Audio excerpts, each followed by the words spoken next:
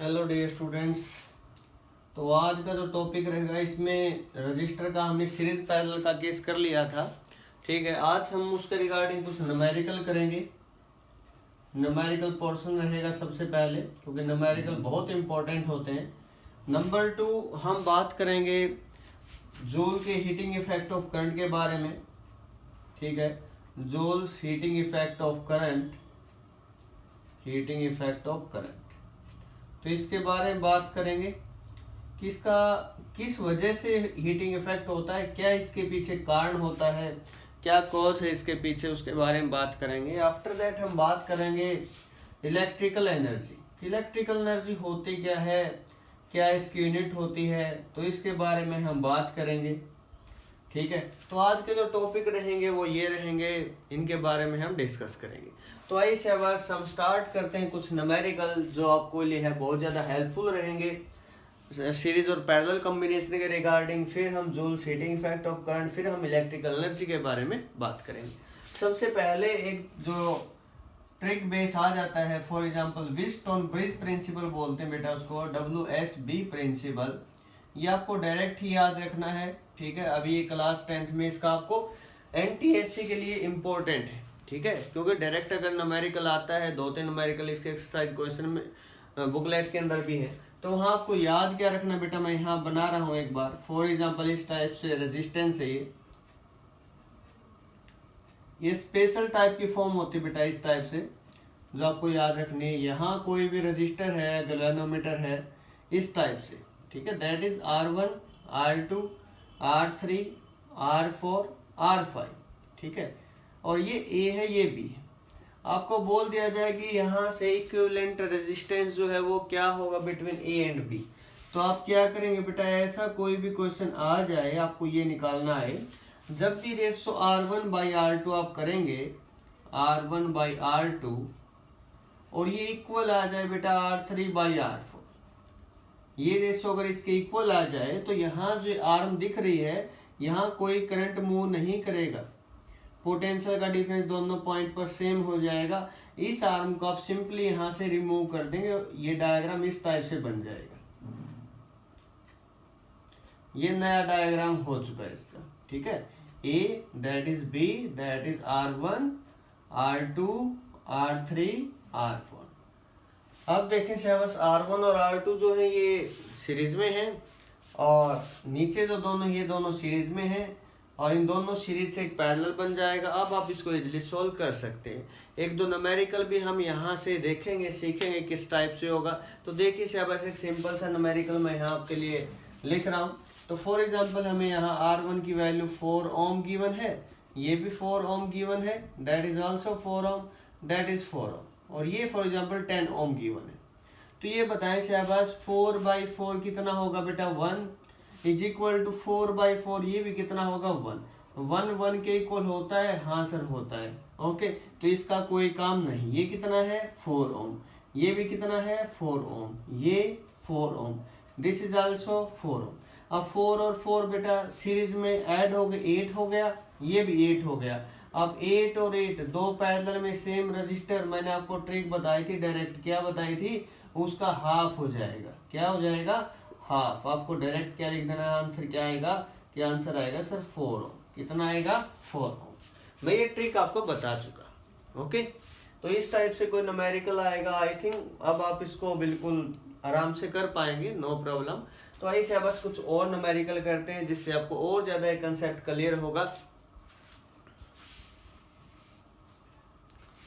ये question given है शाबाश, कॉपर ब्लॉक है। कॉपर ब्लॉक है मीन्स रेजिस्टिविटी सेम रहेगी, क्योंकि सेम मेटेरियल का बना हुआ है, कॉपर के हैं दोनों के दोनों ब्लॉक। आपको यहाँ क्या निकालना है, जो करंट मूव करा from positive to negative terminal, उस आई की वैल्यू फाइंड आउट करनी दोनों केसेस में क्या होगी। ठीक है, सबसे पहले इसके अंदर हम बात करते हैं कि सर करंट क्या होगा। करंट कैसे निकाल सकते हो आप, according to Ohm's law V is equal to I into R। तो आपको यहाँ I तो निकालना, V पता है क्या है, लेकिन R नहीं पता। उसके लिए आपको रेजिस्टिविटी गिवन है कॉपर की, दैट इज 1 ओम मीटर। ठीक है, तो आइए से सबसे पहले हम यहाँ से रेजिस्टेंस निकालते हैं। क्या रिलेशन होती है रेजिस्टेंस और रेजिस्टिविटी में, ये होती है R is equal to rho L by A। तो यहाँ से R क्या आएगा, रो कितना है 1 ओम मीटर, लेंथ कितनी है 1 मीटर, एरिया कितना 0.25 इंटू 0.25, ठीक है। तो ये है आर की वैल्यू इतना ओम। ओके, आई क्या आएगा, I is equal to V by R, 16 divided by R a complete 1 into 1 और ये ऊपर चला गया बेटा 0.25 इंटू 0.25। तो देखिए से अब 16 इंटू इस टाइप से हो गया 25/100, कितने पे गया बेटा 4 पे, ये भी कितने पे गया 4, 4 4 जा 16 कैंसिल, कितनी वैल्यू आई 1 एम्पियर, ठीक है। करंट यहाँ से निकाल दिया, फर्स्ट केस में कितना है 1 एम्पियर। अब हम बात करते हैं सेकंड, अरेंजमेंट थोड़ा चेंज कर दिया गया, अब पहले इस टाइप से था, ठीक है, हॉरिजॉन्टल, अब इसको वर्टिकल कर दिया गया। अब करंट कितना आएगा, I is equal to V by R, V तो सर हमें पता है 16, लेकिन आर हमें नहीं पता, आर निकाल लेंगे no problem, R is equal to rho L by E. Rho कितना सेम मटेरियल, दोनों के दोनों जो ब्लॉक किसके बेटा कॉपर के, किसके ब्लॉक है कॉपर। रो एल कितनी है लेंथ इस बार है 0.25, ओके नो प्रॉब्लम। एरिया क्या होता है, एरिया लेंथ इंटू ब्रेथ, ठीक है। पहले जो एरिया था ये एरिया जो इसको बोलते हैं क्रॉस सेक्शनल एरिया, ठीक है। अब जो एरिया होगा ये होगा, दैट इज क्या हो बेटा 1 इंटू 0.25, 1 इंटू 0.25, ठीक है। इस टाइप से एरिया हो गया, R is equal to rho L by A. तो लेंथ इंटू एरिया, हमने यहाँ पर लेंथ कितनी थी 0.25, इससे इसको कैंसिल कर दिया। तो आर की वैल्यू यहाँ से क्या आई, R is equal to cancel होके 1 आ गया, आई इज इक्वल टू क्या आया वी बाई आर, वी कितना 16 डिवाइड बाई 1, ठीक है। कितना आंसर है 16 एम्पियर। तो इस टाइप से हम निकाल सकते हैं, कोई भी अगर न्यूमेरिकल आता है तो किस टाइप से सर उसको हम टैकल करेंगे, तो उसके लिए मैंने आपको बता दिया है क्या फॉर्मूला आप यूज करेंगे जिससे आप इसको फाइंड आउट कर सकें। ओके, देखिए साहब सब हम बात करेंगे Joule's heating effect of current, Joule के हीटिंग इफेक्ट ऑफ करंट के बारे में बात। तो अब आप सीरीज और पैरेलल का कोई भी न्यूमेरिकल आप सोल्व कर सकते हैं, कोई प्रॉब्लम नहीं आएगी आपको। Joule's heating effect of current, heating effect of current, देखिए से बस इन 1841 जो जूल साइंटिस्ट थे, Joule found that when an electric current is passed through a conductor,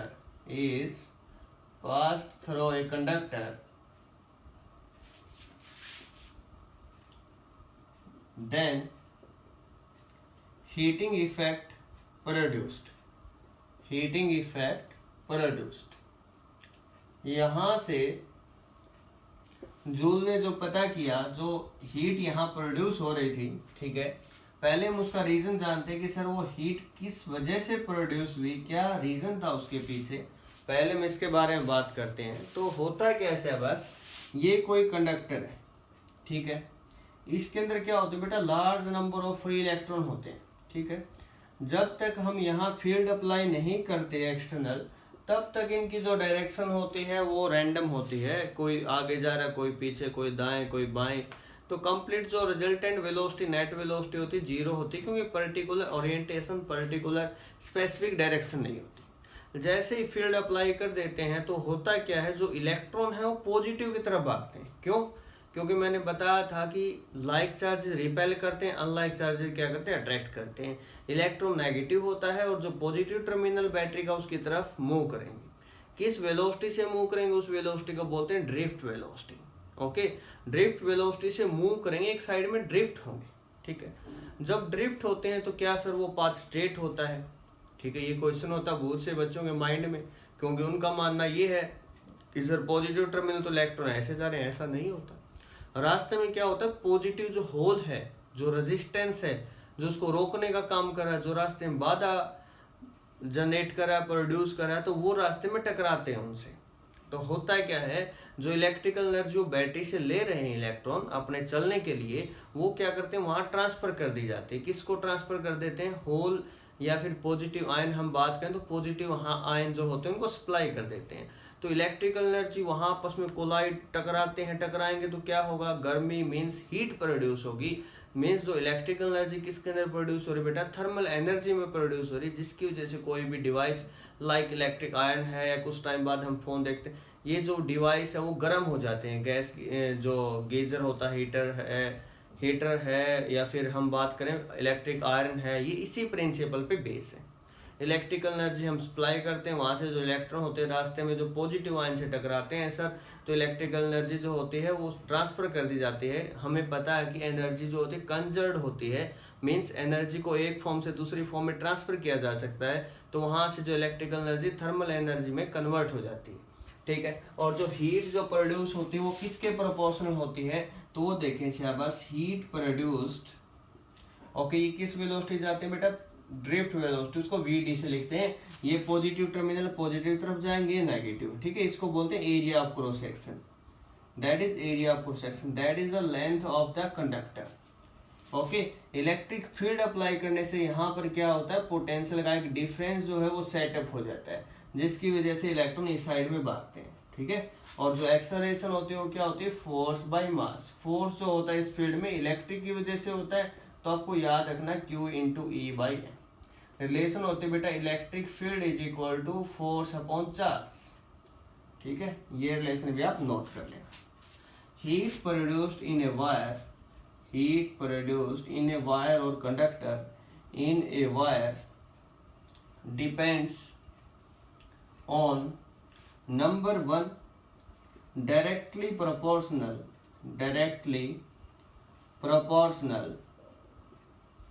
to the square of current flowing through the conductor, directly proportional to the square of current flowing through the conductor, number one, flowing through the conductor। तो number one बात तो ये थी बेटा कि जो conductor के अंदर जो करंट फ्लो कर रहा है, जो हीट प्रोड्यूस होगी उसके क्या होगी, directly proportional. Number two, directly proportional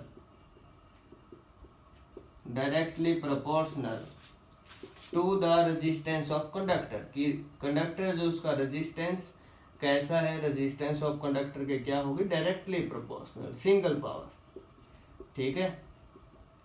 number three, मैं थोड़ा ऊपर लिख रहा हूं, तो नंबर थ्री क्या है, डायरेक्टली प्रोपोर्शनल, जो हीट प्रोड्यूस होगी that is directly proportional to time, कितने टाइम तक करंट मूव किया, ठीक है। डायरेक्टली प्रोपोर्शनल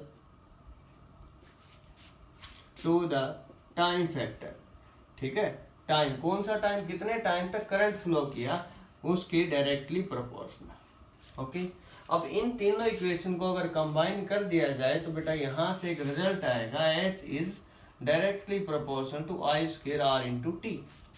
यहाँ डायरेक्टली प्रोपोर्शनल के साइन को हटा के एक कांस्टेंट K लगा सकते हो जिसकी वैल्यू होगी 1।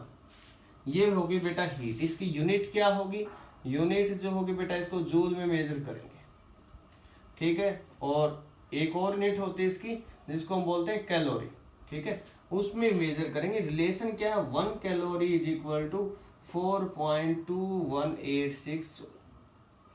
सर ऐसे कैसे हम याद रख पाएंगे इसको, 4.186 सॉरी, या फिर 4.2 लिख सकते हो इसको, तो इतने जूल। तो 1 कैलोरी है ना बेटा, कैलोरी 3 है, यहाँ सिंगल है, तो इसको रट्टा नहीं लगाना आपको। यहाँ देखो ज्यादा लेटर है 1 के साथ, ठीक है, यहाँ जे अकेला था तो हमने ये वैल्यू रख दी, ठीक है, 4.18। तो आपको याद रखने के लिए जस्ट ये इस टाइप से आप इसका यूज कर सकते हो, ओके। अब हम बात करते हैं कि सर ये रिलेशन आई कैसे कि हुआ कैसे, या फिर हम बात करें इलेक्ट्रिकल एनर्जी क्या होती है। इलेक्ट्रिकल एनर्जी के बारे में अगर बात की जाए, रिलेशन वहीं से आएंगे दोनों के दोनों, शाबाश, समझे किस टाइप से आ रही है सर ये रिलेशन, तो उनके बारे में हम बात करते हैं। तो इलेक्ट्रिकल एनर्जी जो है क्या होती है, इलेक्ट्रिकल एनर्जी, इलेक्ट्रिकल एनर्जी क्या है, the energy supplied by the external source to maintain the current in the circuit, energy supplied by the battery to maintain the current in the circuit that is called electrical energy. Okay, अब electrical energy जो होती है वो किस type से लिखी जाती है, तो इसके लिए वर्क डन होता है बेटा एनर्जी के लिए, work done by charge is equal to potential, पढ़ा था हम सभी ने। तो वर्क डन किसके इक्वल हुआ, charge into potential, no problem. अब Q क्या होता है, is equal to Q by T, पढ़ा सभी ने। तो Q is equal to I into T, तो ये फॉर्मूला होगा V into I into T. Now according to Ohm's law V is equal to I into are, put कर दो यहाँ पर, क्या हो गया, V is equal to I R, put करूंगा, एक आई पहले, I square R into T. ये वर्क डन क्या, हीट में लिख लो, इसको एनर्जी में लिख लो, एक ही फॉर्म होती है बेटा, ठीक है। ये सब फॉर्मूले यहीं से बनते हैं, ठीक है। तो एनर्जी का हीट के फॉर्मूले जो हो गए, तो आई स्क्वायर आर टी याद रखोगे, नंबर 2 वी आई टी याद रखोगे, नंबर 3 V की जगह हम आई आर लिख दिया, आई की जगह क्या लिखते हैं, V बाई आर, तो V बाई आर लिखेंगे तो क्या बनेगा, V square by R into T. तो ये तीनों फॉर्मूले इंपॉर्टेंट है यहाँ जो मैंने लिखे हैं, कोई भी फॉर्मूला यूज हो सकता है, इन तीनों में से आपको इस बात का ध्यान रखना होगा। ओके, तो ये था इलेक्ट्रिकल एनर्जी के बारे में। यूनिट क्या होगी सर इसकी, इलेक्ट्रिकल एनर्जी की, तो एनर्जी की यूनिट हम बेसिकली जूल ही पढ़ते हैं, ठीक है, जूल ही इसकी यूनिट होगी। कमर्शियल जो यूनिट होगी इसकी वो होगी बेटा किलो वाट आवर, और 1 किलो वाट आवर होता है 3.6 इंटू 10⁻⁶ जूल के इक्वल, ठीक है। तो ये इसकी यूनिट रहेगी। जो कैलकुलेशन जो होती है बिल की, वो भी ऐसे निकाल जाती है, वो भी निकालने आपको सिखाएंगे कि किस टाइप से आप कैलकुलेशन कर सकते हो बिल की अपने घर में, जो भी अप्लायंस आप यूज कर रहे हो, ठीक है, तो उसको बोलते हैं। ओके, 1 किलो वाट आवर क्या है, एनर्जी की यूनिट है, कहाँ यूज की जाती है, जहाँ कोई अप्लायंस है उसकी पावर रेटिंग किलो वाट में, और 1 आवर अगर वो चलता है तो उसको बोलते हैं हम क्या बेटा, किलो वाट आवर। ओके, तो ये था इलेक्ट्रिकल एनर्जी और जूल के हीटिंग इफेक्ट ऑफ करंट के बारे में। उम्मीद करता हूँ आपको ये बात समझ में आई होगी। Thanks for watching.